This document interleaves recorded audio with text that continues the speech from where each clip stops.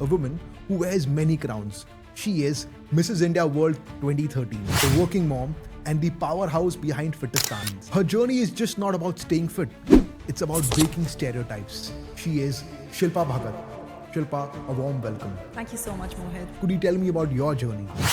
There was like a lot of love, but there was also like a lot of restrictions. Feel that sky's the limit if you just decide. Just decide. You started Fittistan about a couple of years back, right? Over Haiti.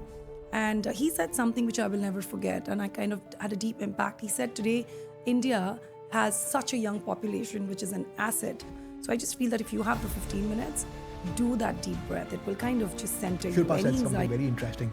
The Pomodoro technique, People tend to get obsessed. Like a little bit of sleep score going down, and then it causes them anxiety.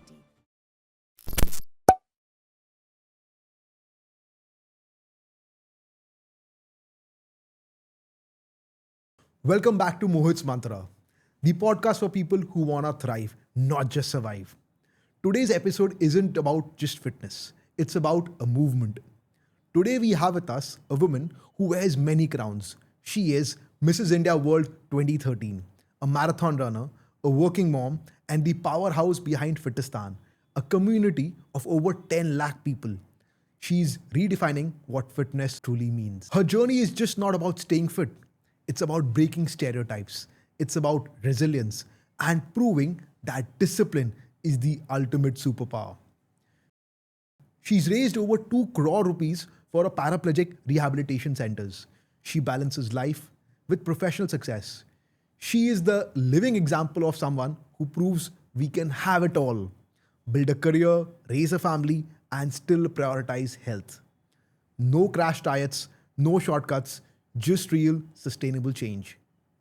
In today's episode, we are also exploring these fitness gadgets, healthy gadgets, and body tracking tools, and how they are impacting our fitness. Please join me in welcoming someone who's changing not just the way India looks at fitness. She is Shilpa Bhagat.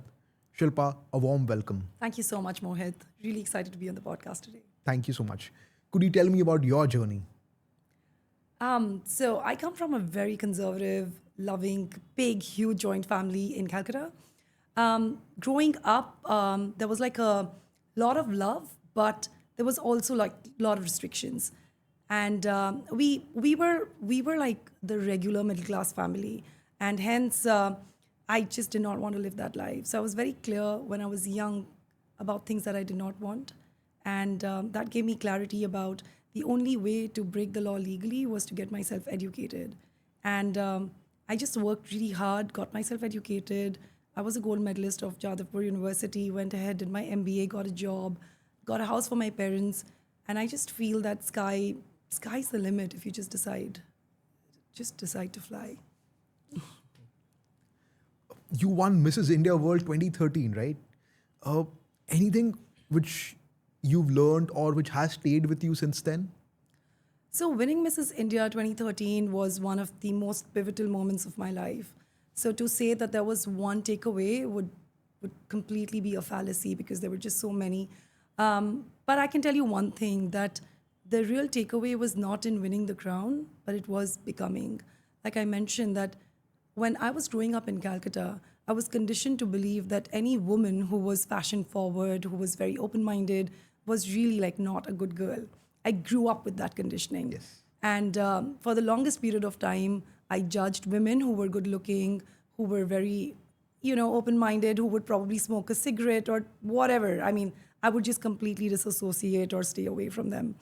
And then when Mrs. India happened, I realized that it's a lot of hard work. Even looking good, staying fit, ensuring that you have good skin, good hair, your mind is always agile, you're like nice to people. It requires a lot of skill sets. So one of my key takeaways was that I became like a very non-judgmental person. I do not judge anybody. Everybody has their own story to tell. And I'm sure it's been like a struggle for them to get wherever they are today, like each one of us, right? It's never been like an easy journey for anybody. Absolutely. And the second most important learning for me, over there was just be who you are. So of course, do not judge. And do not judge yourself either.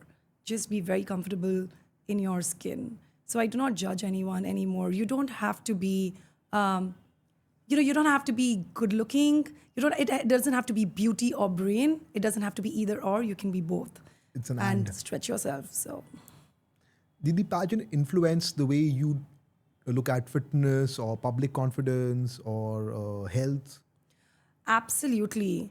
Now, a pageant forces you to be judged on various components, right? You're judged not just on your appearance, but also on your fitness, the way you're poised, your elegance, your grace, how you treat other people, how intelligent you are. So it's like a balancing act all across. So, what the pageant taught me is that you could groom to be on the runway, you can be groomed, but you cannot shine. You can't be coached to shine until and unless you own who you are. So, I think that is something which the pageant taught me very clearly. And I apply this rule even to every aspect of my life. Today, when I walk into any room, I have the confidence that I will never shrink myself. I will own who I am. And I think that's something that I apply to every aspect of my life now. That's brilliant. You started Fittistan about a couple of years back, right? Yeah, about 2.5 years ago. What was the turning point which said, come on, we need Fittistan? It's very interesting. So I was invited to be a speaker at an event in Surat. And one of the other speakers was my current business partner, Major Surendra Punia. And he's ex-special forces. He's a doctor. He's worked very closely with Dr. Kalam, the 3 presidents of our country, actually. And he's also won 27 golds for India. Wow. So he was speaker number 1 and I was speaker number 2. And after all our speaker sessions got over, we started chatting over high tea. And he said something which I will never forget. And I kind of had a deep impact. He said, today, India has such a young population, which is an asset. But if this population is not fit, they will soon become a burden and it will become a liability. And we got talking about how do we kind of solve this problem, because this is a real problem. People now prioritize, like food does not, being fit does not necessarily bring food on the table, correct? I mean, so people do not prioritize that until that is your profession. So most ordinary people, like if there is an important meeting, you will first prioritize meeting. Even if it's a 7 a.m. meeting and it's coincides with your yoga class, you will most likely cancel your yoga class and just go for your so-called important meeting because it's getting money on the table. 100%. The hustle mode is always on. Correct. So we were like, how do we kind of solve this problem? Because there is no quantitative kick out of, like, fitness is not quantifiable. It's may not be fun. It just sounds like a lot of hard work. How do we kind of make it really exciting for people and make it desirable for people to be fit? And that's when we conducted like a 6-month experiment, and we call it our 3 C's. The community. So we realized that community is so powerful because when you do it alone, it's really hard. But the minute you have like a bunch of people, we are gregarious animals, right? I mean, we always need somebody around us. Yes. So if the workout that you do every day, if only you have one more partner, scientifically you do 70% better with just one partner. But when it is a community, you become collaborative, you become competitive, you have a sense of belongingness, you have camaraderie, your mental health is better. So those were certain results of our experiment. So we put people in communities, we curate quantifiable challenges. The reason why I'm saying quantifiable and measurable is because the human minds wouldn't understand the reward or fail system otherwise. So the minute it becomes quantifiable, they just know that, hey, this was my target. I was challenged to do this and I've achieved it. Here, there is a kick. So you suddenly, there's a release of endorphin. There is Gamified the system. So absolutely. So we gamified fitness, and we didn't even realize when we are almost like, a 1 million strong community Wow. right now. 10 lakh people. It is, because you realize that what gets people together. It's, if you look back at all your relationships which you chose, it was because you possibly were in the same grade with someone, or you had a common interest, you guys played certain sports together, or you had a certain philosophy that you kind of really vibed with, or you jammed with. So it's always something that you need that anchoring to hold. And the easiest thing is like a physical activity. Correct. Right? So I think we managed to build the community really fast, and then we launched our app in January of this year. This is the third C, right? The third C is the content.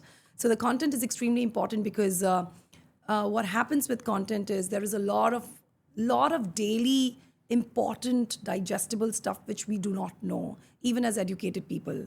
For example, vitamin C is so important. Everybody knows that, but they do not know that vitamin C cannot be stored in the body. So you need to have it every day, because every day that you have your nimbu pani, very simple, but it gets flushed out with your urine. So you need to have your daily dose of vitamin C, unlike a vitamin D or other vitamins which the body can store and you don't need a daily dose of. So very simple content pieces which can make you a little more mindful about your daily living, and that's what we kind of focused on. And it's we've seen the needle move, and we've seen magic happen, and hence I so strongly believe in the existence of Fittistan. I really love this. Something you said about that iron, just having iron will not work. You have to add vitamin C to it. And I seriously loved it that you're using human psychology to solve for fitness. I also want to touch upon this. There are those fitness apps which people are already using, right?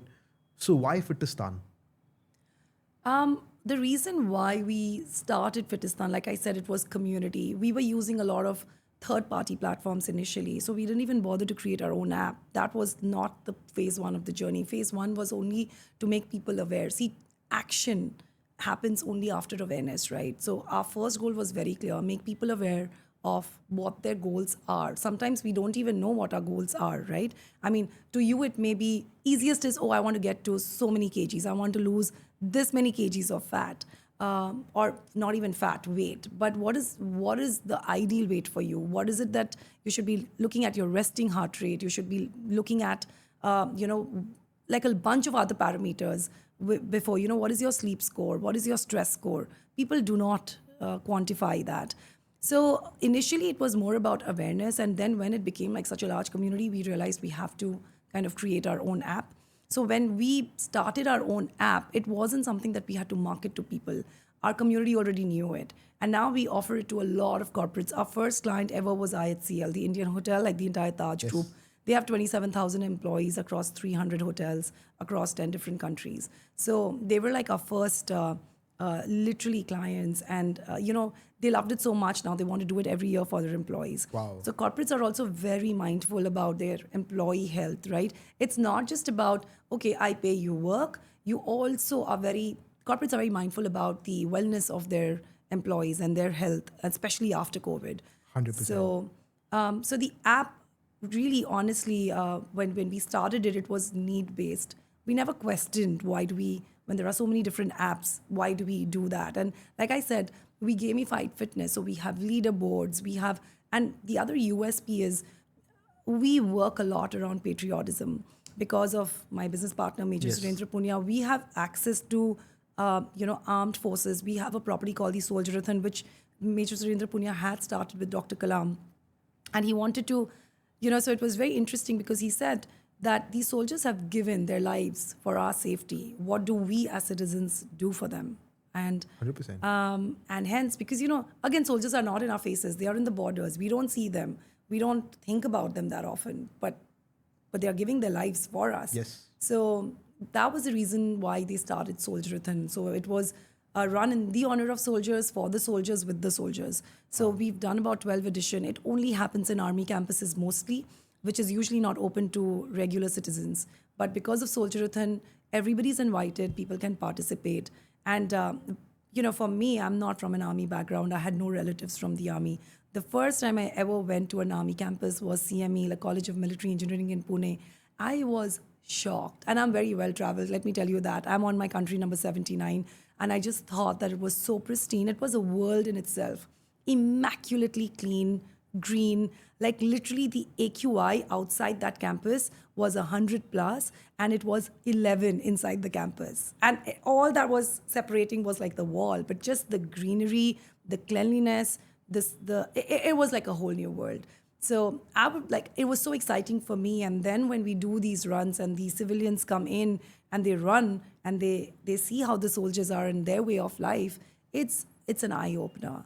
So I think these were certain USPs. The fact that we already had a community, the fact that we work very closely with the armed forces, we give them access to these centers, where the armed forces are.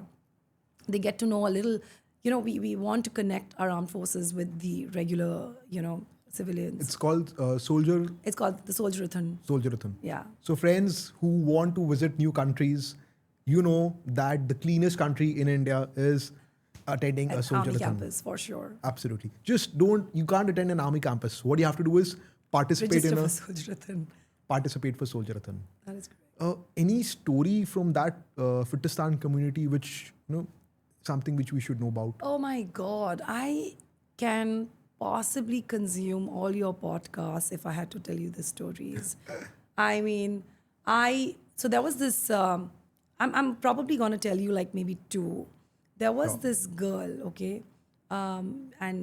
She's very like well-known runner, and so grounded. So she first met me. She's one of our captains. So at Fittistan in our community, we have something called captains. Captains are people who is your local hero, and they inspire people around there. So they will organize certain exercises, runs, all pro bono, free of cost, maybe on a weekend, and get everybody together to get out of their houses and work out. So this particular girl actually was from Rajasthan. She was not educated. She didn't know a word of English. And she would wear a gagra choli before, like she got married at a very young age. Before she could even see her husband unfortunately passed away. So she was already like a widow. She'd never seen a husband. I mean, she'd never there's something called a gona where you get married, but then you go to your husband's place after like a certain age. Before that happened. So she would call herself a widow. Like she was so young. And she moved to Bombay because she had to take care of her brother's kids. And to take care of them, she came here and she discovered running because of her brother's kids' school.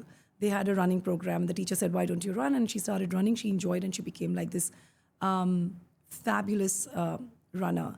And when the brother wanted to relocate, she said that I'm going to stay back. And she actually stayed back with a friend's family where she decided that I'm going to do the cleaning and the cooking, and you can just give me some space. She had no money. She had nothing, but she had this deep desire to run.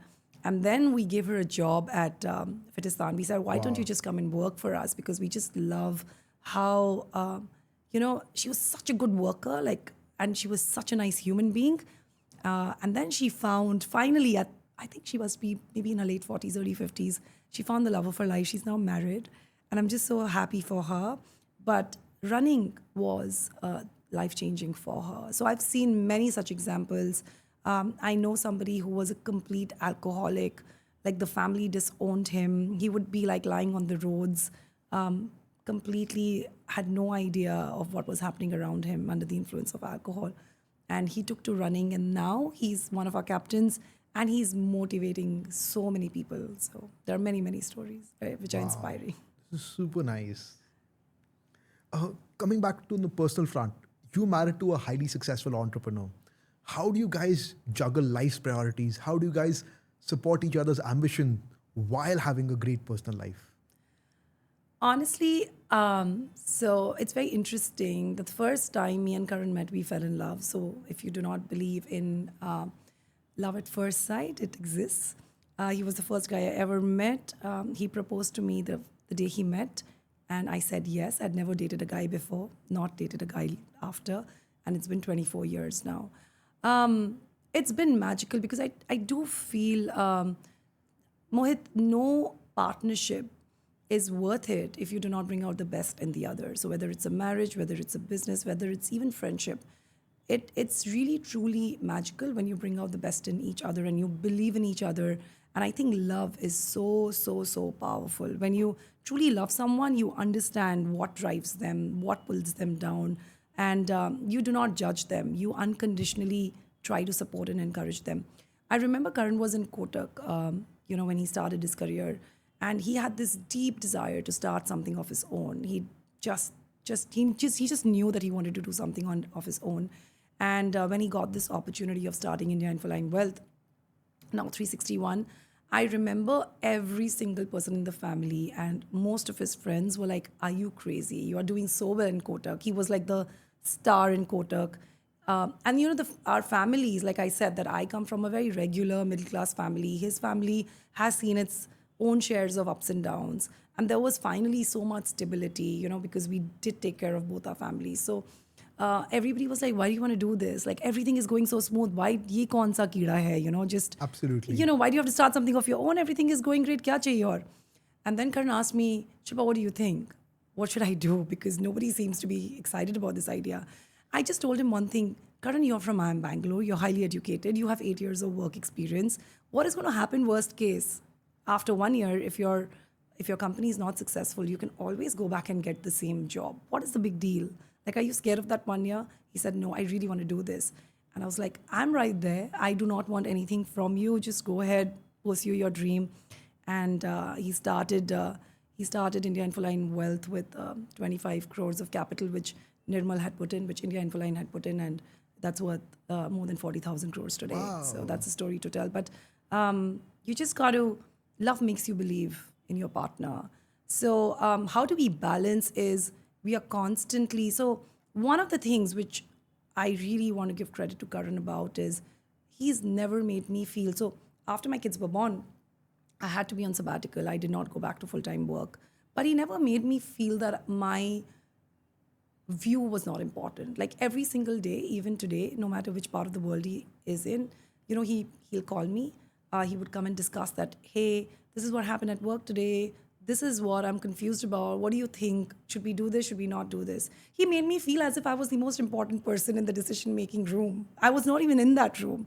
But he just made me feel that my opinion matters. And it's not just hearsay. It was not verbal. He actually implemented those decisions. So I guess that's where you play like a team. And when I started Fittistan, which was a good, after like a 10, 12 years career break, because, I took a break when I was pregnant with my kids. And then Kush started playing chess when he was only 3.5. And I had to travel with him.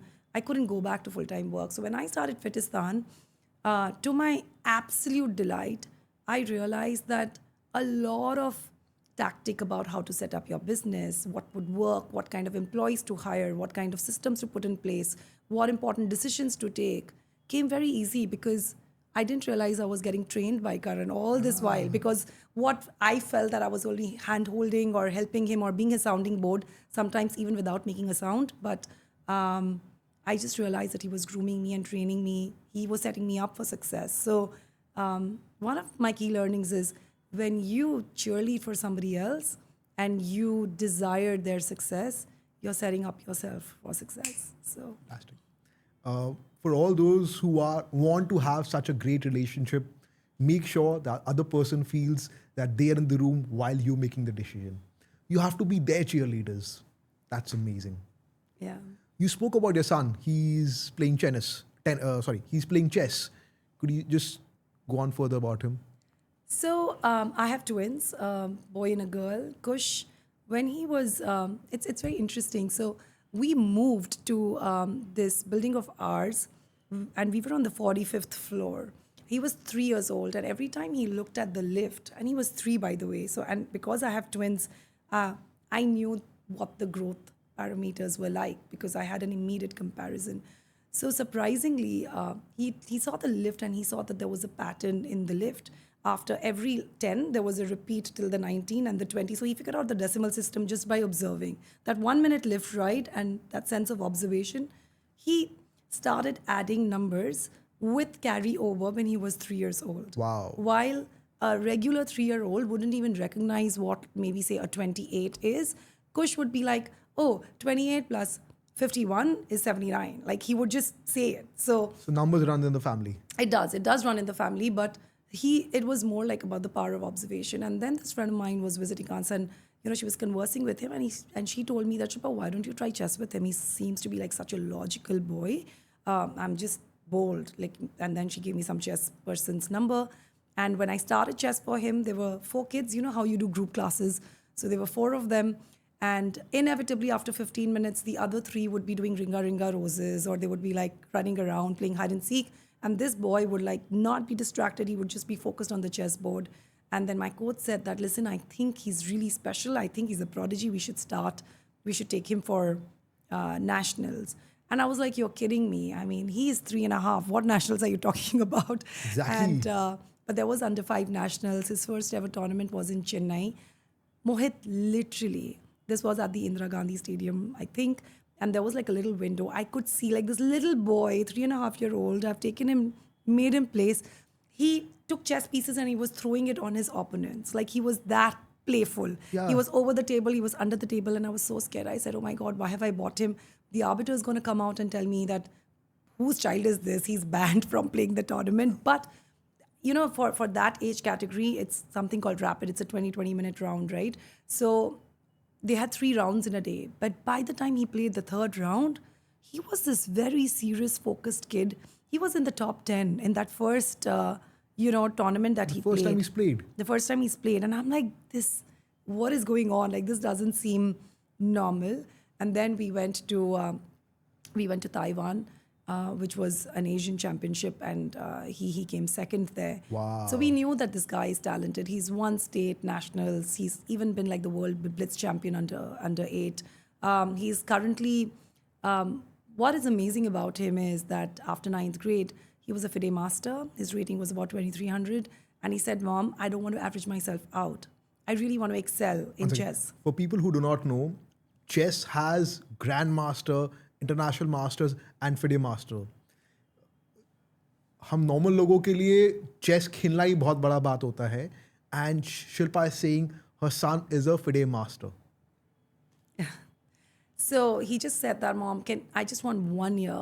I know it's really hard to become an international master from a FIDE master in a matter of a year, but I just want to give it a shot."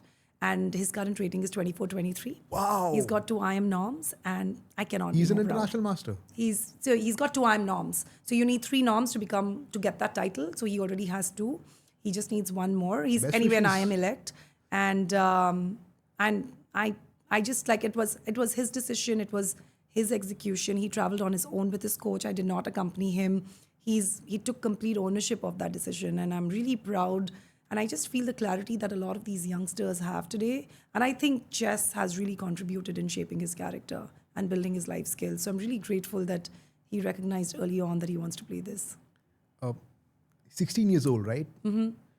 Normal 16-year-old parents have a problem of managing teenage angst and everything, and she has a problem of managing chess rankings. It's a good problem to manage. It's always a great problem to have. So for all the lesser mortals like us and all the busy entrepreneurs, CEOs, professionals, we're all living very busy lives. If we had just 10-15 minutes a day, what should we do to manage our fitness? I would say that indulge in movement that energizes you but does not exhaust you. So it could be anything. It could be just like a brisk walk. It could be a stretch. It could be like a quick yoga session. It could be dancing. Like I love dancing. So, just put on some music, dance, but include 1 to 2 minutes of deep breathing. I feel that, so we do like a huddle every Mondays and Fridays. Even when I do like an important meeting, I'm also a part of WLC. When we do our tribe meeting or a forum meeting, we always start with a deep breathing centering exercise. Because understand, Mohit, that when we all get together to discuss something important, we're all coming from different struggles, different backgrounds, different issues that we've managed, at the background. But when we come to that table together and we start conversing, we have to be at the same platform. We have to center ourselves.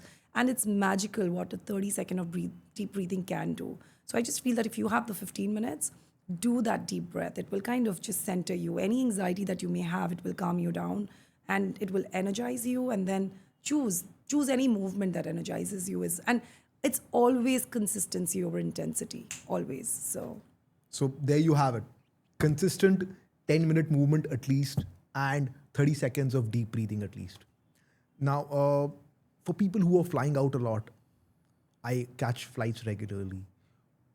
You have mornings, you have late nights, you have junk food all the time. Any tips or hacks for us? So honestly, I have 3 hacks.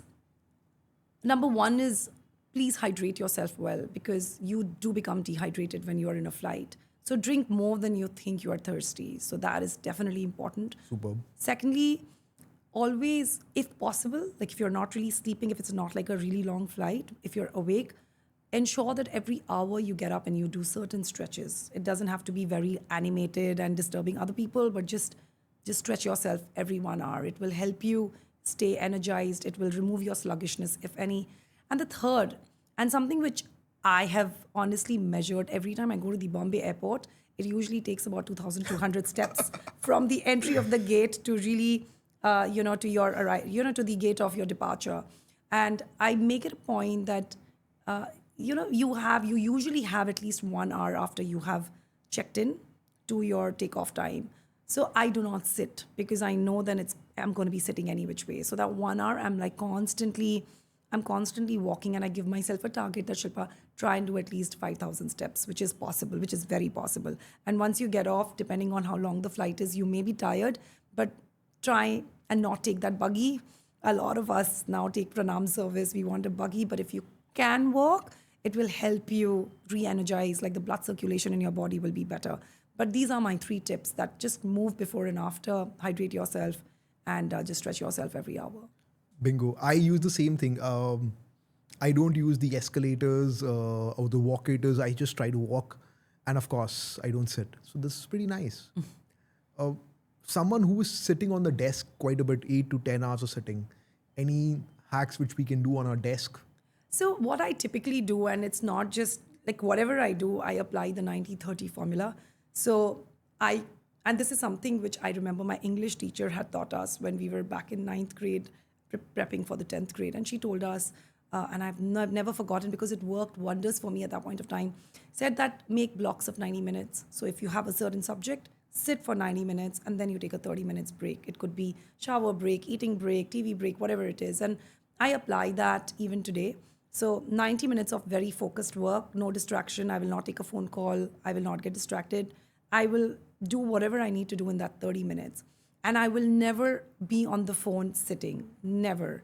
By default, there are times when I'm sitting with a client and the phone call has come, I'll get up and start walking. So those 30 minutes, complete all your phone call, move, stretch, do whatever you have to do, you have that 30 minutes. It kind of freshens up your mind as well.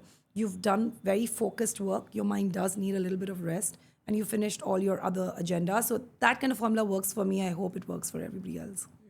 Shilpa said something very interesting. The Pomodoro technique, deep work followed by a short break, then again a deep work. And taking calls while walking, walk and talk. Yeah. Fantastic. I manage my 10,000 steps very easily. I talk so much on the phone. So, What are the fitness gadgets and the latest trends which are happening, which is massively impacting fitness? you know what the gadgets have managed to do? They have managed to make invisible work become visible. So, a lot of things, for example, when we track our steps, when we track our heart health and sleep, these are the usual 3 things that we track. It really motivates you to do more or do it right? It does help you. It changes, it nudges behavior in some way. However, my word of caution is that do not become a slave to that data. Like a lot of people tend to get obsessed. Like a little bit of sleep score going down, and then it causes them anxiety. If they do not finish their steps, they feel like failures. So all I'm trying to say is that use it wisely. Do not make it. Do not become a slave to it. So use all these gadgets as your mirror, not as your master. That would be my. There was this, I remember a friend, he told me that when he was brushing his teeth, steps count ho rahe the. And there is those people who are just obsessing over data. I think हमें anxiety कमती करने के लिए ये data use करना है so that we can track our fitness better, get better versions and we like what you said correctly, you just have to make sure that the data is serving us and not we are serving the data, which is pretty interesting. Working parents, ambitious people, any life advice would you like to give us? So I would want to refer to this life-changing conversation that I had with my chacha. So he told me that, Shilpa, when you were in 4th grade, how many subjects did you have? I said 8 subjects. He said, what was the passing mark? I said 40 marks. So he said that if you got 320 overall, you would move from grade 4 to grade 5. You were capable enough, you were good enough to. I said, yeah, why not? So he said, what if you got 400s, which is more than 320? So you've got 104 subjects, but you've got 0 in the other 4. Will you move? Are you fit enough to move from grade 4 to grade 5? I said, with 4 zeros, I don't think I'm going to get promoted. He said, in life, it's the same thing. You may all of us, all human beings, give or take, play 8 different roles, 7 or 8 different roles, right? We are a parent, we are a child, we have to take care of our parents, we have our friends, we have our career, we have our health and fitness, we have our hobbies, we have our social life, we are a spouse. So give or take, we are playing 7 or 8 different roles. And a lot of times we make the mistake of only focusing on 2 or 3 roles and we forget about everything else. Like we'll focus on our career, we'll forget about our family life, or we'll forget about our health, we'll forget about our social life. The thing is, you can only get 100. You will not get 800. So you've Correct. got to balance. So you're better off doing a little bit of everything rather than just doing only focusing. And by the way, we've all had toppers in our lives, in our classrooms, right? And they've managed to score like a 95 plus in each of these subjects. It's about really paying attention and being present. So, like I said, if today I'm doing this podcast, I am here. I'm not managing anything. I'm not thinking about my children. I'm not thinking about what's happening at Fittistan. I'm here right now. And this is my hour dedicated to the podcast. If I'm with my kids, I'm with my kids. I'm not going to do anything related to work unless and until it's an emergency.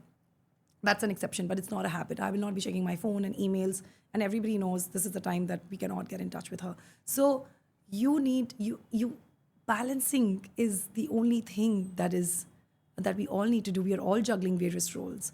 You can't really drop one and excel in the other. It doesn't work that way. I mean, I don't think it works that way. So if you just be present at the time that you've picked up a certain job completely, you'll be really good at everything. Wow, this is pretty interesting. We all have to balance each other.